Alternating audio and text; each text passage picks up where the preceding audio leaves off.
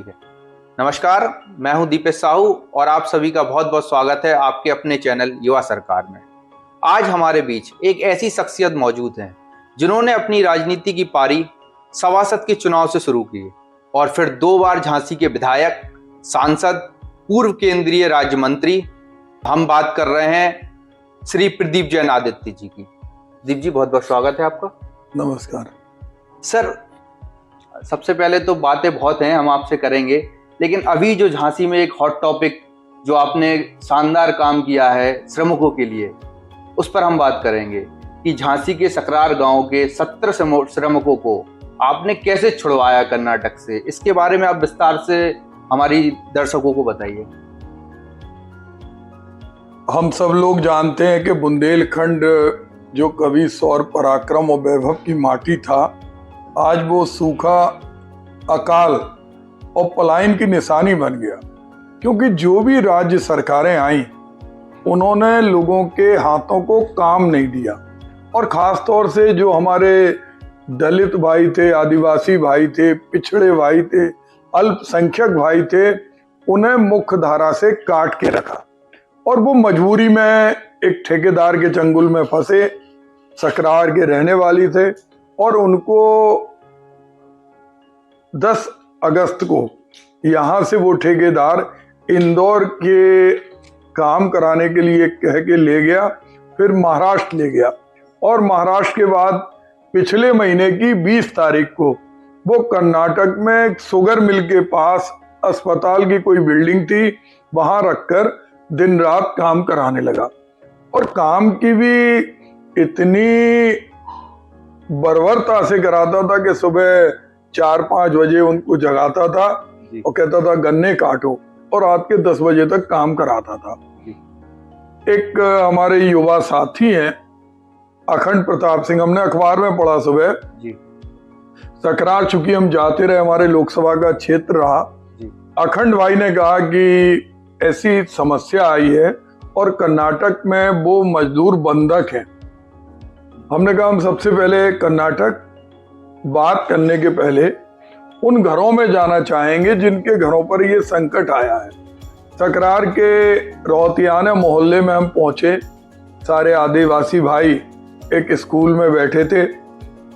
बातचीत के दौरान वो 3 श्रमिक भी आए जो वहां से रात के भाग के निकले थे, जो दलित जाति के थे, एक अल्पसंख्यक जाति के भाई थे कि खेतों से बच बच के कैसे निकल के आए, क्योंकि ठेकेदार निकलने नहीं दे रहा था। तो हमने वहाँ के एसपी का नंबर लेकर एसपी से बात की। हमने एसपी को सारा प्रकरण बताया। भीमा शंकर वहाँ के एसपी थे, उन्होंने कर्नाटक से बेलगाम से, तो उन्होंने बड़े संवेदनशीलता से लिया। उन्होंने कहा ऐसा हो सकता है, हमने हुआ ही है, सामने बैठे। हमने कहा हम अगर आप कहें तो हम आपको व्हाट्सएप कॉल लगाते हैं। अब व्हाट्सएप कॉल के जरिए जितने परिजन रो रहे हैं, जिनके घरों का इकलौता लाल है, किसी के पिता हैं, किसी की माँ है, उन्हें आप सांत्वना दे दीजिए। उन्होंने कहा ठीक है। फोन लगाया, उन्होंने फोन पे सबको सांत्वना दी कि हम तत्काल कुछ ऐसा करेंगे जिससे वो जहां बंधक है वहां से छूटें। वहां के चूंकि बेलगाम हम चुनाव में भी गए थे, तो वहां के जो विधायक थे गणेश हुकेरी, तो मैंने उनसे, उनका नंबर था, मैंने उनको बताया, तो वो भी चौंक गए कि ऐसा होता। नहीं, ऐसा होता नहीं, हुआ है। और वो महाराष्ट्र का ठेकेदार बर्बरता से जुल्म करके उन श्रमिकों से काम करा रहा है, जिसको छोड़ता नहीं है, फोन रख लेता, बदतमीजी करता। उन्होंने भी कहा कि हम अपने आदमी भेज रहे हैं। हमने स्थान का पता बताया और शाम के करीब सुबह हम उनके पास गए। फिर लगातार हम संपर्क बनाते रहे। 1-2 नंबर इन्होंने दिए थे सकरार वालों ने, उनसे बातचीत करते रहे। शाम के एसपी से 5 बजे बात हुई। हमने कहा पूरा गांव चिंतित है, वो छूटे नहीं। उन्होंने कहा नहीं, हमने 2 टीमें बनाई थी, उन्होंने रेड डाली और वो लोग सारे लोग आ गए पकड़ में। जिन्होंने जिन ठेकेदारों ने मजदूरों को बंधक बनाया था जी। वो भी हमारे थाने में है, और जो आपके यहाँ के श्रमिक हैं जी। वो उनके साथ हैं। तो हमने कहा उसका नंबर दे दीजिए, तो उन्होंने नंबर दिया इंस्पेक्टर का जो जांच कर रहा था जी। अभिजीत जी। तो हमने अभिजीत से कहा हमने इस तरह की घटना है। जी। तो अभिजीत कहने लगे मैंने इन लोगों के भी बयान लिए, चूंकि ये लोग FIR लिख के नहीं दे रहे हैं जी। तो वो हम ऐसा करेंगे कि हमने कहा इनको आप रात की ट्रेन से बिठलवा दो, क्योंकि इनका सामान, सारे मजदूरों का सामान 5 किलोमीटर दूर जंगल में रखा था जहां ये कैद थे। इनकी जाने की हिम्मत नहीं पड़ रही। हमने भी कई बार कहा, हमने कहा जाओ, पुलिस आपके साथ जा रही। उन्होंने कहा नहीं, ठेकेदार के लोग हमारे साथ बर्बरता करेंगे। हमने कहा ठेकेदार तो थाने में बंद है, कोई किसी की हिम्मत नहीं है, लेकिन उनका कॉन्फिडेंस डरे हुए थे जी। हमने अभिजीत दरोगा से कहा, हमने कहा कि अब आपकी जिम्मेदारी है इन्हें सही सलामत झांसी भेजो। उन्होंने कहा ये सर अभी नहीं जा रहे हैं जी। तो दिन निकल गया, पूरे रात भी निकल गई। वो लोग वहीं, थानेदार ने उनको कहीं रुकवाया जी। और सुबह ये लोग वहीं बेलगाम के बाहर थे। तो हमने उनसे पूछा, कहने लगे नहीं, हम सामान उठा लाए दिन में जी। अब हमें जाना है। हमने गोवा एक्सप्रेस है जी। तो उन्होंने कहा हमारे पास पैसे नहीं है। उनके पास पैसे की समस्या थी जी। तो एक डॉक्टर नेमीनाथ जैन है जी। समाज सेवी हैं, जिन दिनों हम चुनाव में गए थे रिलेशन में भी हैं, तो हमने उनको फोन किया। हमने कहा हमारे यहाँ के 70 श्रमिक हैं और उनके परिजन बच्चे हैं, उनको खाने पीने की और आने की समस्या है जी। तो उन्होंने कहा नहीं, हमारे एक रिश्तेदार है, उन्होंने किसी को भेजा जी। खाने पीने की व्यवस्था की। और इन सीधे मजदूर थे, स्वाभिमानी। उनसे पूछा भैया आपको कुछ पैसे चाहिए? उन्होंने कहा 10-15 हजार रुपए मिल जाए तो हम टिकट ले लेंगे जनरल के और झांसी पहुंच जाएंगे। तो उन्होंने 15,000 रुपए दे दिए। सर, ये झांसी का मामला है तो झांसी में विधायक भारतीय जनता पार्टी के हैं, सांसद भारतीय जनता पार्टी का है, इसमें इन लोगों को कानो कान खबर नहीं हुई और आपने ये पूरा मामला देखा, ये कैसे संभव है? आप देखिए, वो सारे जो प्रतिनिधि हैं जी, वो आगामी लोकसभा की तैयारी में लगे कि वोटर लिस्ट में नाम जी, कैसे जुड़े हैं, वोट एक सीट कैसे हथियाई जाए जी। सारी सीटों पे उनका कब्जा है जी। महीने में ऐसा कोई महीना नहीं जाता जिस दिन उप मुख्यमंत्री झांसी नहीं आते हो जी, मंत्री केंद्र के और राज्य के झांसी नहीं आते हो। आते किस लिए? कि लोकसभा की सीट पे भी उन्हें कब्जा करना है। विधायक उनके, जिला पंचायत उनका, नगर पालिका उनके पास जी, सदस्य उनके, उससे भी भूख नहीं भरी। मुख्यमंत्री उनका, प्रधानमंत्री उनका जी। लोग मरे, परेशान हो, आत्महत्या करें, पलायन करें, इससे उनका कोई मतलब नहीं है। बंधक बने, उससे इनका कोई मतलब नहीं है। कितना बुरा लगता है कि ये आते किस लिए हैं। अरे आपने सारी सीटें ले ली, आप तो स्थायी अपनी सत्ता रख लो, लेकिन आप कम से कम गरीब आदमी जो रोटी के, जिसके यहाँ लाले पड़े हैं, कोई योजना नहीं चल रही। हम जब गांव में गए, वो झांसी आए और आने के बाद हमारे ये सब युवा साथी उनके साथ गांव गए। अगले दिन हम भी गए, उन्होंने कहा आपको आना है, हम गए। गांव में अधिकांश लोगों के जॉब कार्ड नहीं है, जबकि वो कानून है, काम का अधिकार जो केंद्र से पारित हुआ, संविधान में संशोधन हुआ कि एक परिवार को 100 दिन के रोजगार की गारंटी है। काम ही नहीं है, वहां कोई को काम नहीं मिल रहा, किसी के पास आयुष्मान कार्ड नहीं है, कोई बीमार पड़ जाए वो सड़क पे तड़प तड़प के मरे।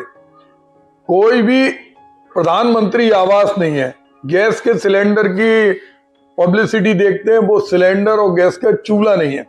तो धरातल एडवर्टाइजिंग तो इतनी होती है जैसे प्रत्येक घर में पहुंचा नहीं। तो और संवेदनहीनता की ये स्थिति है कि आज उन्हें आए हुए 70 घंटे होने वाले हैं जी। एक भी प्रतिनिधि भाजपा का उनके हालचाल पूछने नहीं गया। हम कोई वोट के लिए उनको नहीं लेके आए थे, हमने इस माटी का कर्ज अपने ऊपर समझा कि हम इस माटी में हमने जन्म लिया। ये तो मुद्दा ये मुद्दा राजनीति से ऊपर उठकर एक इंसानियत का मुद्दा है। आज इन्हें देखना चाहिए, अगर सुरंग के अंदर 40 मजदूर फंसे थे जी तो पूरे देश के लोग, हम लोग भी प्रार्थना कर रहे थे वो जीवित बचे। जी ये तो उस सुरंग से भी भयानक सुरंग में फंसे हुए थे, जी जहां दिन रात सुबह 6 बजे से 10 बजे तक इनको मारा पीटा जाता था। इनकी रिपोर्ट सकरार थाने में नहीं लिखी। अच्छा, कोई रिपोर्ट लिख के लेके गए थे, नहीं लिखी। कल हम लोग गए, जनप्रतिनिधियों के पास भी गए होंगे ये लोग? गए जनप्रतिनिधि तो कुंभकर्णी नींद में सो रहे। अच्छा क्योंकि उन्हें आज इतना बुरा लगा, आज तक कोई उनके पास नहीं गया, जी उनसे नहीं पूछा वो कब फिर चले जाए। हम कल उनको सौगंध खिलाने गए थे कि अब हम अपनी मातृभूमि को छोड़ के नहीं जाएंगे, हमें काम यही मिलेगा। लेकिन जब हम वहां पहुंचे, वो भूख से मरेंगे या वो पलायन करेंगे। जी तो ये सरकार की जिम्मेदारी है। जी हमारे योगी जी राम राज्य की बात करते, उनके उप मुख्यमंत्री और वो खुद, अगर उनके अंदर जरा भी संवेदनशीलता है। पहले जमाने में अगर हम देखें, कोई राजा होता था, हम मर्यादा पुरुषोत्तम राम को देखें, मर्यादा पुरुषोत्तम राम जब राजा थे, वनवासी राजा थे, जी सबरी की को झोपड़ी में गए थे, एक दलित की झोपड़ी में गए, उन्होंने बेर उसके जूठे खाए, पानी पिया, जी ये देने के लिए कि हम तुम्हारे साथ हैं। जी आज मुख्यमंत्री अगर जरा भी संवेदनशीलता है, जाए वहां जी जहां 40 दिन से जो मजदूर बंधक थे, छूट के आए, एक ट्वीट भी नहीं किया। प्रदेश सरकार ने, किसी जनप्रतिनिधि ने एक ट्वीट नहीं किया, ट्वीट नहीं किया। क्योंकि उन्हें लगता है कि इनके वोटों से कुछ नहीं होगा। और मुझे लगता है कि भारतीय जनता पार्टी की सरकार चाहती है कि पलायन होता रहे, क्योंकि अडानी अंबानी के काम बड़े बड़े महानगरों में चलते हैं जी और उन्हें श्रमिकों की आवश्यकता है। कहीं ना कहीं शुगर मिल भी किसी धन्ना सेठ की होगी, जी जिसमें 400 रुपए रोजंदारी करके ले गए थे, 50 रुपए मिलते नहीं थे। तो ये इनकी मंशा सिर्फ पूंजीपतियों के हितों की है। आज भी कोई अधिकारी और कोई नेता उन गरीब मजदूरों के पास नहीं गया। जी सर, हम अब आपकी राजनीति की बात करते हैं। आप पार्षद का चुनाव आपने लड़ा, आप पार्षद रहे। 2004 में आपने उपचुनाव में भारतीय जनता पार्टी के कद्दावर नेता रविंद्र शुक्ला को आपने तकरीबन 16,900 वोटों से हराया।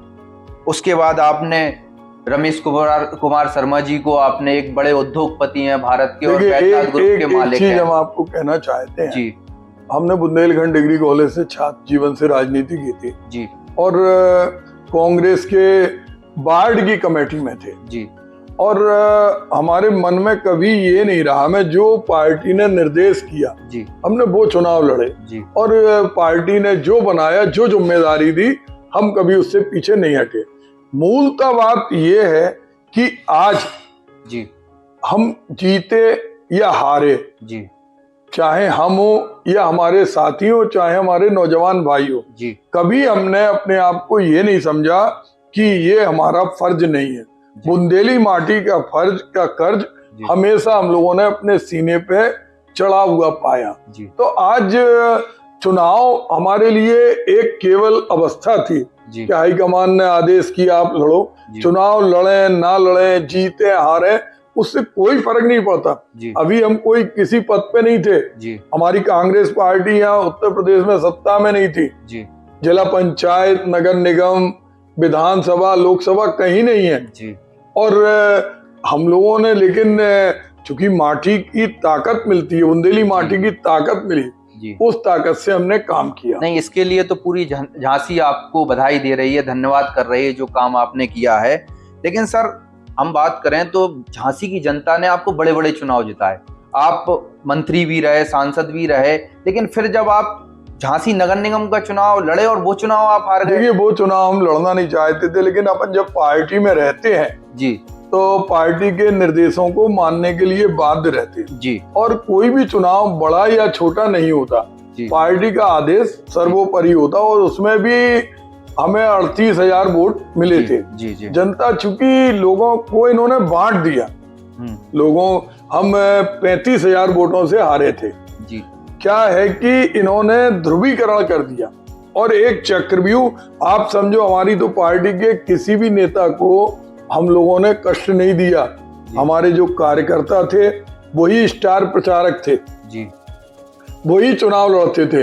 लेकिन योगी जी 3 बार आए और कम से कम 10 करोड़ रुपए जिन्होंने चुनाव लड़ा उन्होंने खर्च किया, और हमने अपना चुनाव लड़ा होगा बहुत ही सीमित संसाधन में, क्योंकि हम कभी कोई खेल खेलते हैं, कोई परीक्षा देते हैं, तो कई बार हम पास होते हैं और कई बार फेल होते हैं, क्योंकि उत्तर प्रदेश में अभी वर्तमान में कांग्रेस का ग्राफ नहीं था। सर, भारतीय जनता पार्टी एक कांग्रेस पार्टी पर आरोप लगाती है, वो है परिवारवाद का। इसको आप किस नजरिए से देखते हैं कि कांग्रेस में परिवारवाद वास्तविकता है जो पूरी जनता कहती है? क्योंकि आपके प्रधानमंत्री चाहे जवाहरलाल नेहरू जी की बात करें, इंदिरा गांधी जी की बात करें, राजीव गांधी जी की बात करें, और अब राहुल गांधी, प्रियंका गांधी जी, सोनिया गांधी जी, तो ये वास्तविकता में परिवारवाद चल रहा है कांग्रेस में? स्वतंत्रता संग्राम सेनानी परिवार के अंदर अगर सारे लोग देश के लिए मरने मिटने के लिए तैयार हों, वो परिवारवाद नहीं होता। जब प्रधानमंत्री का पद श्रीमती सोनिया गांधी के सामने आया तो उन्होंने निस्वार्थ भाव से मना किया। उन्होंने कहा मैं अंतिम व्यक्ति की सेवा करना है, हमारा कद पद के कारण नहीं है। राहुल गांधी भी प्रधानमंत्री नहीं बने और जनता की सेवा में समर्पित रहे।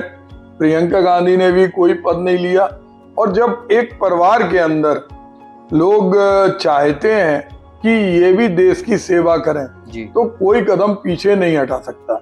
लेकिन जो आरोप लगाने वाले हैं वो अपने गिरेबान में झांके, उनका धंधा राजनीति है। आज अनुराग ठाकुर जी के पिताजी क्या है, पंकज सिंह के पिताजी कौन है?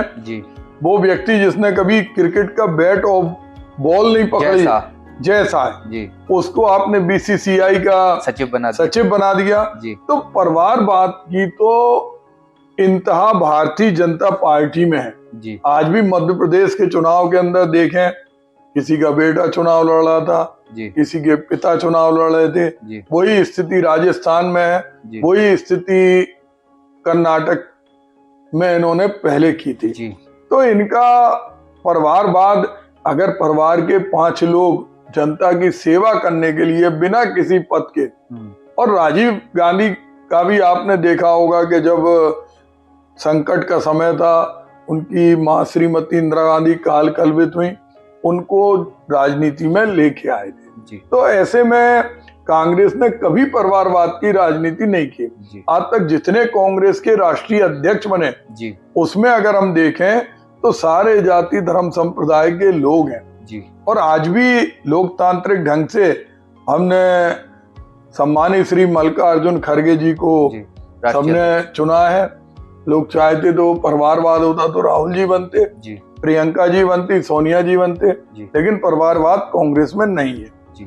सर, अब हम कुछ जनता के मुद्दों पर बात करते हैं। इस समय का जो सबसे मुद्दा है अगर हम कहें तो वह मध्यम वर्गीय व्यापारी, जो इस समय सबसे ज्यादा परेशान है। झांसी हो या पूरा भारत हो, मध्यम वर्गीय व्यापारी जो है वो सबसे ज्यादा टूट चुका है इस समय। सारे व्यापारी टूट चुके, चाहे वो छोटे व्यापारी हो, मध्यम वर्गीय हो या बड़े व्यापारी। केवल 2 व्यापारी हैं अडानी अंबानी और 2 सौदागर हैं नरेंद्र मोदी और अमित शाह इस पे आप ऑनलाइन मार्केट का भी असर मानते हैं? नहीं, जो पॉलिसी है ऑनलाइन मार्केट को कंट्रोल में रखना चाहिए। एक चाकू से हम हत्या भी कर सकते हैं, ऑपरेशन करके जान भी बचा सकते हैं। तो इनको उस पर नियंत्रण करना चाहिए था। उस पर जो कर की पॉलिसी है, ऑनलाइन पे इतना कर लगना चाहिए था जिससे जो खुदरा व्यापारी हैं, छोटे व्यापारी हैं, उनके ग्राहक वहां से भटक के ऑनलाइन में परचेजिंग करने नहीं जाए। लेकिन इन्हें तो मिटाना है, इन्हें तो बड़े व्यापारियों की जेब में देश को डालना है। इन्होंने वो सारी पॉलिसियां बनाई हैं जिसमें ये 2 पूंजीपति और इनके सहयोगी स्थापित हो, बाकी सब खत्म। सर, अब हम बात करेंगे, आज महिलाओं की बात करें, हम उनकी सुरक्षा की बात करें। रेप केसेस हो रहे हैं, छोटी छोटी बच्चियों के साथ शोषण हो रहे हैं, शारीरिक शोषण हो रहे हैं। तो इसे आप किस नजरिए से देखते हैं? इसे कैसे रोका जा सकता है? सरकार को कोई भी मंशा, कोई भी सोच इस तरह के कांड को रोकने की नहीं है।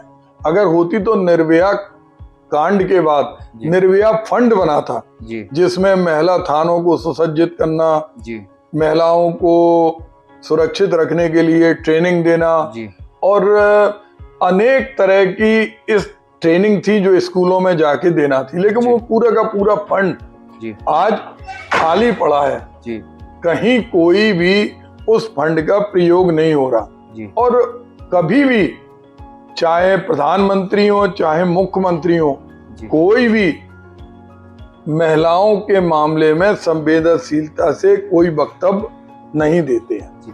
सर, रेप केसेस तो कांग्रेस की सरकार में भी हुए, सपा में भी हुए, भाजपा में हुए, तो इसमें सरकार का कहां से दोष आया? सरकार का दोष ये है कि होने के बाद जी आप देखिए जिस तरह से डंपर चढ़ा के किसानों को मारा गया, जी जिस तरह से रेप करके जिंदा जलाया गया दलित जी। की बेटी को, जी और सरकार का कोई मंत्री जी उसके खिलाफ बोला नहीं, जी कोई गया नहीं, जी कोई कार्रवाई नहीं हुई, जी तो कहीं ना कहीं ये उदासीनता दिखाई देती है जी कि सरकार इनको रोकना नहीं चाहती। अगर रोकना चाहती तो निर्भया फंड जी जो कांग्रेस के शासनकाल में निर्भया कांड के बाद बना था, जी उसका प्रयोग क्यों नहीं हो रहा? जी। वो पैसा क्यों दूसरी बजट में लगाया जा रहा? आज की वर्तमान एजुकेशन सिस्टम जो है, इसमें सेक्स एजुकेशन को सम्मिलित करना चाहिए, ऐसा आपका मानना है? देखो, एजुकेशन में तो हर यूथ को जी सब तरह की एजुकेशन देना चाहिए, जी लेकिन वो एजुकेशन जिससे एक युवा जी अपने रास्ते से भटके, जी लॉर्ड मैकाले की जो एजुकेशन सिस्टम है जी जिसमें एक पढ़ा लिखा नौजवान सिर्फ बाबू बनने की सोचता था, जी क्लर्क बनने की सोचता था, जी वो एजुकेशन नहीं होना चाहिए। जी।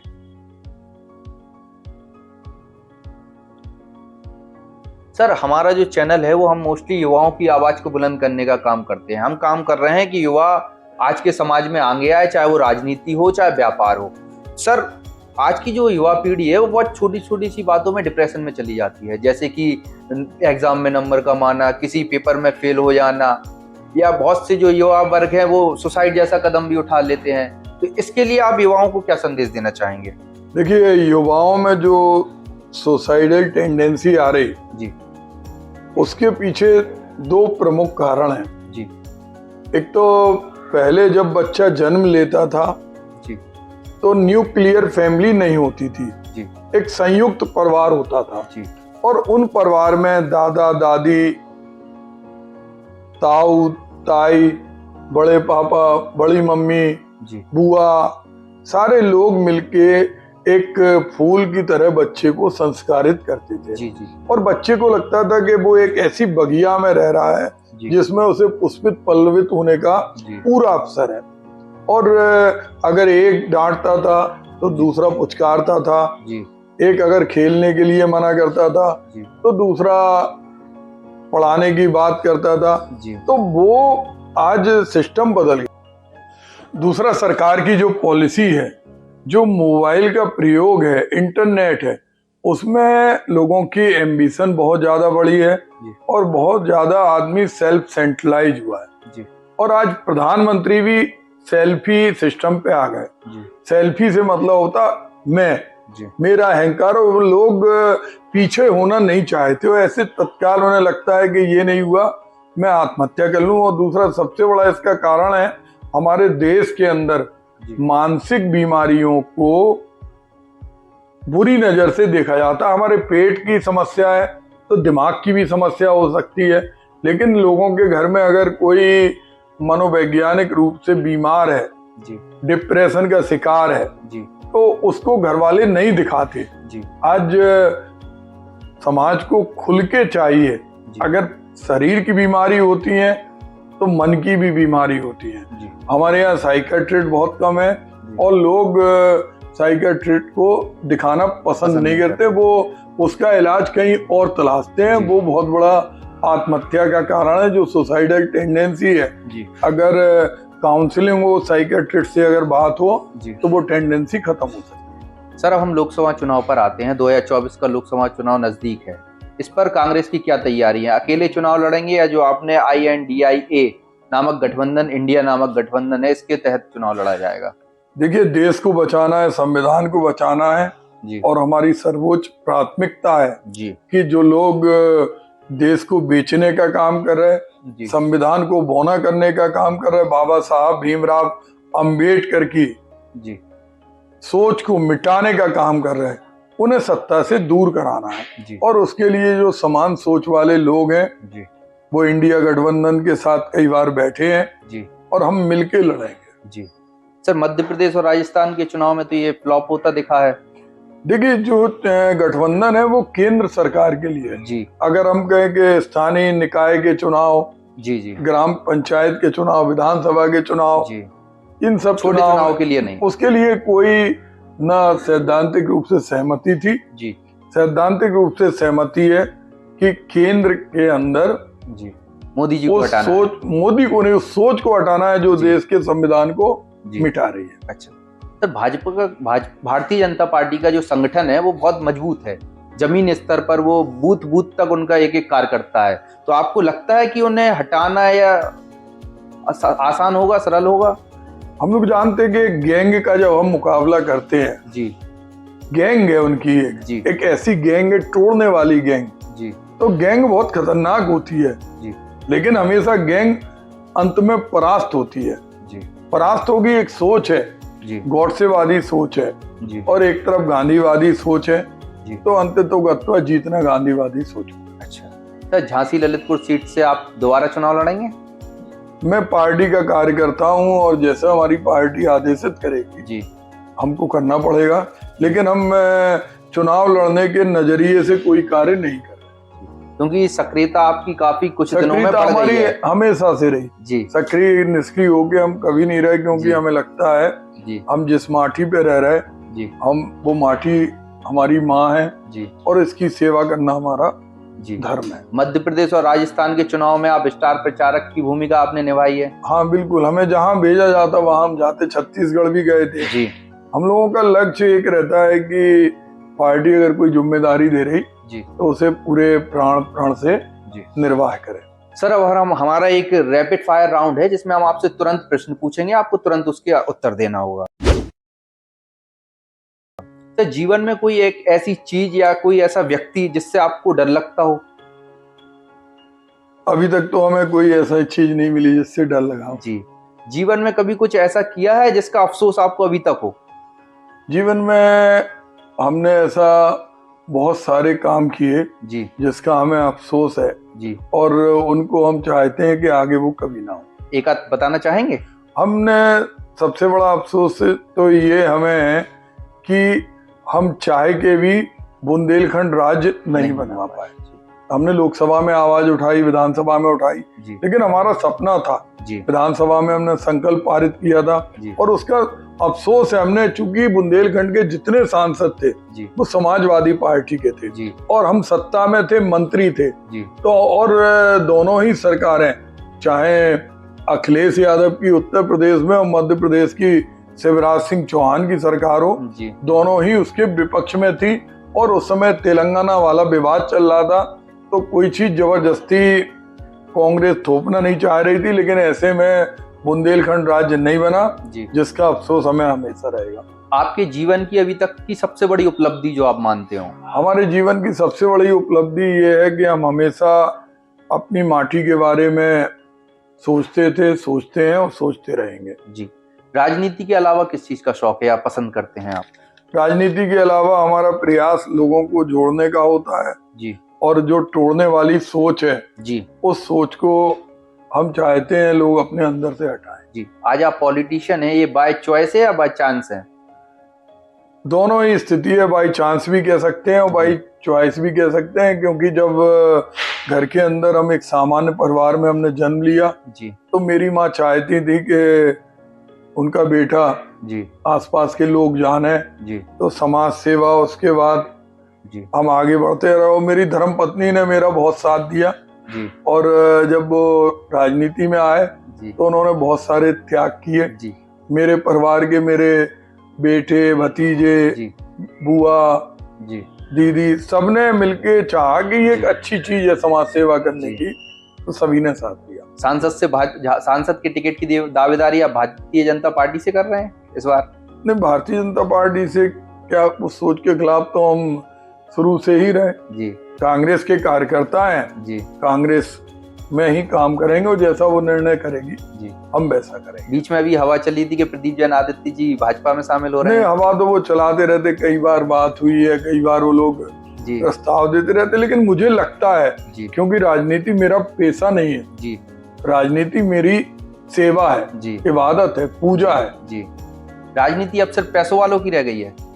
राजनीति कभी पैसे वालों की अकेली नहीं थी, जी शुरू से ही संगठन की और जनसेवा की रही। चूंकि हमारा संगठन उतना कमजोर है, लेकिन मैं ये मानता हूं कि अगर पैसे वाले राजनीति में मुट्ठी में करना चाहते तो आज टाटा बिरला डालमिया ही संसद में बैठे होते। जी बहुत सारे मुख्यमंत्री, बहुत सारे सांसद, विधायक जी झोपड़ी से निकल के आए। जी और चूंकि हम भी इलेक्शन जब जीते 2-2.5 लाख रुपए में एमएलए का जीते जी दोनों बार, और लोकसभा भी जीते। जी लेकिन चूंकि वर्तमान में जिस तरह इन्होंने जातियों में देश को बांट दिया है जी और हमारा संगठन उतना मजबूत नहीं है, जी लेकिन अभी संगठन की तरफ हमारी तीव्रता से हम लोग काम कर रहे हैं। और इस समय जो एक माहौल है, जी। उस माहौल में हमें लगता है सफलता मिलेगी। सर, आज की राजनीति में युवाओं का इस्तेमाल किया जाता है, उनके नाम पर राजनीति की जाती है, भीड़ जुटाई जाती है, क्या सच्चाई है इसमें? हाँ, ये बिल्कुल 100%। खास तौर से जो भारतीय जनता पार्टी है जी उसने हमेशा यूज एंड थ्रो किया यूथ को। जी 2.5 करोड़ लोगों को रोजगार देंगे, जी काला धन आएगा, जी स्मार्ट सिटी होगी, जी बुलेट ट्रेन चलेगी, जी। हर हाथ को काम मिलेगा। काम की क्या स्थिति है वो हम देख के आए। हर अकाउंट में 15 लाख आएगा। आज एजुकेशन के ऊपर सेंट्रल की मिनिस्ट्री का भी बजट कम हुआ है जी स्टेट का भी कम हुआ है जी और जो रिसर्च स्कॉलर थे जी उनके पैसे काट दिए। जी आपने कॉरपोरेट घरानों के जी 3.5 लाख करोड़ रुपए माफ कर दिए, जी लेकिन आपने एजुकेशन फंड कम कर दिया। जी। सर, अब हम आखिरी चरण में हैं। अब आप अपने जीवन के अनुभव के आधार पर हमारे युवाओं को सफलता का क्या मूल मंत्र देना चाहेंगे? निरंतरता से हमारे युवाओं को जिस लक्ष्य के लिए जा रहे हैं जी लगे रहना चाहिए जी और कभी भी दूसरे से प्रभावित ना होकर जी अपने लक्ष्य की तरफ जी बढ़ते रहना चाहिए। हमें ये महसूस करना चाहिए जी कि हम सीधी खड़ी चढ़ाई पर हैं जी और खड़ी चढ़ाई पर जब कोई होता है तो वो जी। ब्रेक नहीं लगा सकता। जी उसे ऊपर जाना होता है और ब्रेक लगाने पर वो नीचे गिर के खत्म हो जाता है। जी। तो पूरे प्राण से जी अपने लक्ष्य के प्रति संकल्प होकर जी आगे बढ़ना चाहिए। और इसमें बाधाएं बहुत सारी आएंगी, जी लेकिन उस माँ को, उस पिता को जिसने उन्हें जन्म दिया, जिस जी पिता ने पाला, जिस माटी में जन्म लिया, उसके ऋण को जी हमेशा महसूस करते हुए जी। अपने लक्ष्य की ओर बढ़ना चाहिए। सर, बहुत बहुत धन्यवाद, आपने हमारे चैनल को समय दिया। और आज मैं कह सकता हूं कि आज मेरी आपसे दूसरी मुलाकात है। बिल्कुल। पहली मुलाकात आपको याद नहीं है, मुझे याद है। जब मैं बहुत छोटा सा था, तकरीबन मैं 8 साल मेरी उम्र रही होगी, तब आप झांसी के विधायक हुआ करते थे। तो एक मंदिर पर एक भागवत चल रही थी, जब मैंने आपके आकर पैर छुए और आपने आशीर्वाद दिया तो मैं बड़ा खुश था। मैं अपने पूरे मोहल्ले में मैंने बताया कि मैं विधायक जी से मिला, मैंने उनका आशीर्वाद लिया। सर, उस समय से लेके अभी तक आपने झांसी के लिए, पूरे बुंदेलखंड के लिए बहुत अच्छा काम किया है, जिसके लिए हम आपके पूरे दिल से शुक्रगुजार भी हैं। और हम चाहेंगे कि आप झांसी को आगे भी अपनी सेवाएं देते रहें। बिल्कुल बिल्कुल। आपके माता पिता की असीम कृपा है, जिसके कारण आप ऐसे क्षेत्र में आए जहां अंतिम व्यक्ति के दर्द की अभिव्यक्ति आप दूर करने में सक्षम है, दिशा और दशा के लिए काम करते हैं। और मैं समझता हूं कि जो मैंने किया वो मेरा कर्तव्य था। और मैं चाहता भी ये हूं कि जो भी जनप्रतिनिधि बने, जो भी सार्वजनिक जीवन में आए, वो सुचिता से अपनी माँ के लिए कार्य करें, जिस क्षेत्र के लिए वो रहते हैं। और ये उनकी जिम्मेदारी है, ये उनका कोई बहुत बड़ा उपकार नहीं है। अगर मैं विधायक, सांसद या मंत्री बना और मैंने 1000 करोड़ रुपए की एग्रीकल्चर यूनिवर्सिटी बनवाई, मेडिकल कॉलेज को एम्स का दर्जा दिया, कोच फैक्ट्री बनवाई, रेलवे लाइन का इलेक्ट्रिफिकेशन कराया, दोहरीकरण कराया, बुंदेलखंड पैकेज दिलाया, जी अगर मंडियां बनवाई, तालाब कुएं बनवाए, इसके अलावा ट्रेनें चलवाई, जी तो वो मैंने कोई उपकार नहीं किया, वो मेरा कर्तव्य था, जी वो मेरा फर्ज था। और मेरा फर्ज आज भी मैं महसूस करता हूं कि पद पे रहूं या ना रहूं, जी मुझे कार्य करना है, क्योंकि जनता ने अपनी बेपनाह मोहब्बत से जी हम जैसे सामान्य परिवार के व्यक्ति को, जिसके पास ना जाति बल था, ना बाहुबल था, जी। ना धन बल था, 3 बार चुनाव जिताया। तो मैं हमेशा झांसी और बुंदेलखंड के लिए और देश के लिए समर्पित रहूंगा। धन्यवाद सर, आपने अपना कीमती समय हमें दिया। बहुत बहुत धन्यवाद आप सभी का भी हमारे शो को पूरा देखने के लिए। जय हिंद, जय भारत।